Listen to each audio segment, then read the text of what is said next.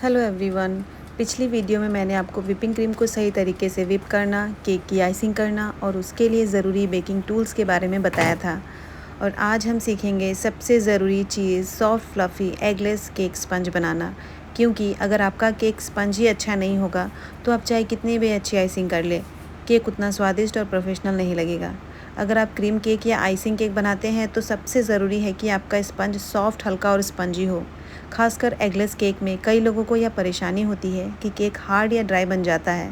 तो आज की इस वीडियो में मैं आपको ऐसे छोटे छोटे टिप्स और सही तरीका बताऊंगी जिससे आपका एगलेस केक स्पंज हर बार सॉफ्ट, फ्लफ़ी और परफेक्ट बनेगा। तो चलिए शुरू करते हैं। सबसे पहले एक बाउल में 1 कप मैदा लेंगे।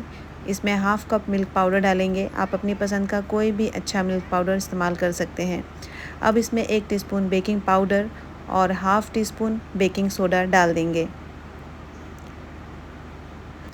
अब इन सभी सूखी सामग्री को एक बार अच्छी तरह मिलाकर छान लेंगे ताकि सारी चीज़ें समान रूप से मिक्स हो जाए और हमारे केक का टेक्सचर एकदम स्मूथ और सॉफ्ट बने। तो मैंने सभी ड्राई इंग्रेडिएंट्स को अच्छी तरह छानकर एक तरफ रख दिया है। अब हम अपने केक टिन को तैयार करेंगे। सबसे पहले टिन में थोड़ा सा रिफाइंड ऑयल डालेंगे और ब्रश की मदद से पूरे टिन को अच्छी तरह ग्रीस कर लेंगे। ध्यान रखें कि टिन के बेस और किनारों दोनों साइड पर अच्छी तरह से ऑयल लग जाए। इसके बाद टिन में थोड़ा सा मैदा डालेंगे। जिस तरह से मैं दिखा रही हूँ उसी तरह से आप उसमें मैदा डालेंगे और फिर हल्का हल्का घुमाते हुए मैदे की एक परत पूरे टिन में फैला देंगे। जैसा कि मैं आपको वीडियो में दिखा रही हूँ, बिल्कुल उसी तरीके से पूरे टिन को कोट करना है। जब पूरे टिन पर मैदा अच्छी तरह लग जाए तो एक्स्ट्रा मैदा निकाल दें।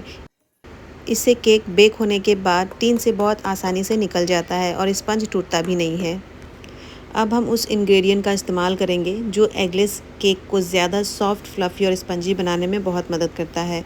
अगर केक में अंडा नहीं डाला जाता तो केक जेल बैटर में बेहतर एयर होल्ड करने में मदद करता है, जिससे स्पंज हल्का और फूला फूला बनता है। यहाँ मैं 1 टीस्पून केक जेल ले रही हूँ। इसका टेक्सचर थोड़ा वैसलीन जैसा होता है। अगर आपके पास केक जेल नहीं है या आप इसका इस्तेमाल नहीं करना चाहते तो चिंता की कोई बात नहीं है। आगे आने वाली वीडियो में मैं आपको बिना केक जेल के बिल्कुल स्क्रैच से एगलेस केक बनाना भी सिखाऊंगी। लेकिन फ़िलहाल अगर आप पहली बार एगलेस बना रहे हैं तो केक जेल की मदद से बहुत अच्छा रिज़ल्ट मिलेगा। अब एक बाउल में हाफ़ कप पाउडर शुगर डालेंगे। आप चाहे तो readymade powder sugar, icing sugar या घर की साधारण चीनी को पीसकर भी इस्तेमाल कर सकते हैं। फिर इसमें डालेंगे हाफ़ कप से थोड़ा ज़्यादा लेकिन 1 कप से कम पानी, यानी पानी की मात्रा लगभग 3/4 कप के आसपास रहेगी। अब इस मिश्रण को इलेक्ट्रिक बीटर से व्हिप करेंगे।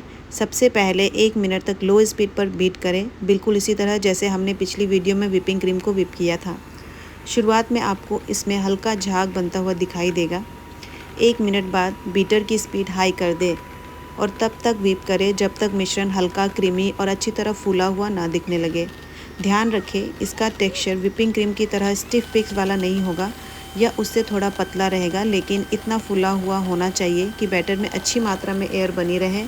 वीडियो में दिखाया गया टेक्सचर ही सही टेक्सचर है, इसलिए उसे ध्यान से देखकर उसी तरह तैयार करें। अब हमने जो ड्राई इंग्रेडिएंट्स तैयार करके रखे थे उन्हें इस केक जेल वाले मिश्रण में थोड़ा थोड़ा करके मिलाएंगे। ध्यान रखें कि सारे ड्राई इंग्रेडिएंट्स को एक साथ बिल्कुल भी ना डालें, उन्हें 2-3 भागों में डालें और हर बार स्पैचुला की मदद से कट एंड फोल्ड तरीके से धीरे धीरे मिलाएं। इससे बैटर में बनी हुई एयर बनी रहती है और केक ज़्यादा सॉफ्ट और फ्लफ़ी बनता है। मिक्स करते समय बैटर को ज़्यादा देर तक और तेज़ी से ना चलाएं। केवल तब तक मिलाएं जब तक सारा मैदा अच्छी तरह मिक्स ना हो जाए। अगर आपको बैटर थोड़ा ज़्यादा गाढ़ा लगे तो उसमें थोड़ा सा पानी डाल सकते हैं, लेकिन कोशिश करें कि जो झाग हमने व्हिप करके तैयार की है उसी को बनाए रखते हुए बैटर तैयार करें, क्योंकि यही झाग केक को हल्का और स्पंजी बनाती है। जब सारे ड्राई इंग्रेडिएंट्स अच्छी तरह मिक्स हो जाए तब उसमें 2 टेबल स्पून रिफाइंड ऑयल और वेनिला एसेंस की कुछ बूंदें डाल देंगे। अब इन्हें भी कट एंड फोल्ड तरीके से धीरे धीरे मिलाएंगे ताकि बैटर स्मूथ, हल्का और बिना किसी लम्स के तैयार हो जाए। अब तैयार बैटर को उस केक टिन में डाल दें जिसे हमने पहले से ग्रीस करके तैयार किया था। बैटर डालने के बाद टिन को 2-3 बार हल्के से टैप करें ताकि बैटर में मौजूद बड़े एयर बबल्स बाहर निकल आए। ध्यान रखें कि टिन को ज़्यादा ज़ोर से टैप ना करें, वरना बैटर की हल्की एयर भी बाहर निकल सकती है। अब बेकिंग की तैयारी करते हैं। सबसे पहले ओटीजी को 10 मिनट के लिए प्रीहीट कर लें। मैंने अपना केक 160 से 70 डिग्री सेल्सियस के बीच लगभग 40 मिनट के लिए बेक किया है। हालांकि हर ओटीजी और ओवन की हीटिंग अलग होती है, इसलिए आपके ओवन में समय और तापमान थोड़ा अलग हो सकता है। 2-3 बार बेक करने के बाद आपको अपने ओवन का सही तापमान और समय का आसानी से समझ आ जाएगा। यहाँ मैंने फ़ैन मोड ऑफ रखा है। जब ओवन 10 मिनट के लिए अच्छी तरह से प्रीहीट हो जाए, तब केक टिन को ओवन में रखें और बेक होने दें। बीच बीच में ओवन का शीशा देखकर केक पर नज़र रख सकते हैं, लेकिन बार बार दरवाज़ा खोलने से बचें, क्योंकि इससे केक बैठ सकता है। केक तैयार हुआ या नहीं, यह जांचने के लिए आप टूथपिक टेस्ट कर सकते हैं। अगर टूथपिक साफ बाहर निकलती है तो समझिए आपका केक पूरी तरह से बेक हो चुका है। मैंने इस बार टूथपिक टेस्ट नहीं किया, क्योंकि केक का सुनहरा रंग और ऊपर की सतह देखकर ही समझ आ गया कि यह पूरी तरह से बेक हो चुका है और इसे अब और बेक करने की ज़रूरत नहीं है।